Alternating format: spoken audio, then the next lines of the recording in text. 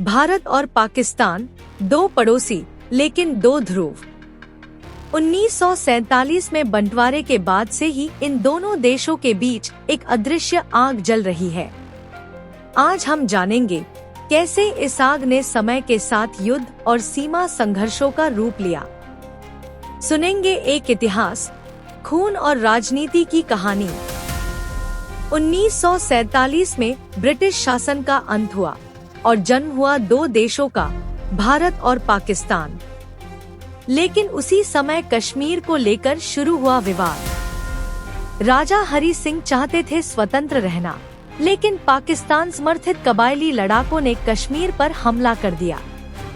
भारत ने सेना भेजी और शुरू हुआ पहला भारत-पाक युद्ध।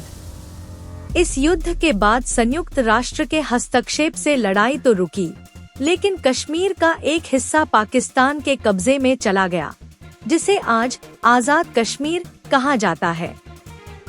अब की बार युद्ध का कारण कश्मीर नहीं था, बल्कि उस समय का पूर्वी पाकिस्तान, यानी आज का बांग्लादेश। पश्चिम पाकिस्तान के दमन के खिलाफ जब बांग्लादेश का मुक्ति संग्राम शुरू हुआ, भारत ने मानवीय कारणों से शरणार्थियों को आश्रय दिया और बाद में सीधे युद्ध में शामिल हो गया। 1971 का भारत-पाक युद्ध सिर्फ 13 दिनों में खत्म हो गया। पाकिस्तान के 90,000 सैनिकों ने आत्मसमर्पण किया और एक स्वतंत्र बांग्लादेश का जन्म हुआ। सोचा गया था कि 71 के बाद युद्ध के दिन खत्म हो गए, लेकिन 1999 में पाकिस्तानी सेना ने कारगिल क्षेत्र की ऊंची पहाड़ियों पर चुपके से पोजीशन ले ली। भारत ने यह पकड़ लिया और कारगिल युद्ध शुरू हो गया। कड़ाके की ठंड, खतरनाक ऊंचाई और सीमित समय के बावजूद भारतीय सैनिकों ने एक एक करके सभी कब्जाए हुए पोस्ट वापस ले लिए।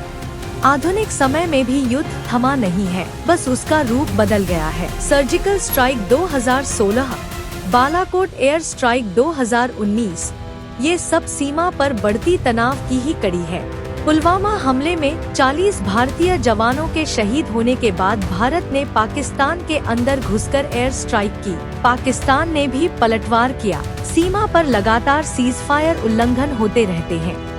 यह युद्ध और सीमा संघर्ष सिर्फ दो देशों के बीच की राजनीतिक तनातनी नहीं है, यह करोड़ों आम लोगों की पीड़ा की कहानी है। क्या शांति का रास्ता कभी संभव है? इसका जवाब सिर्फ समय ही देगा।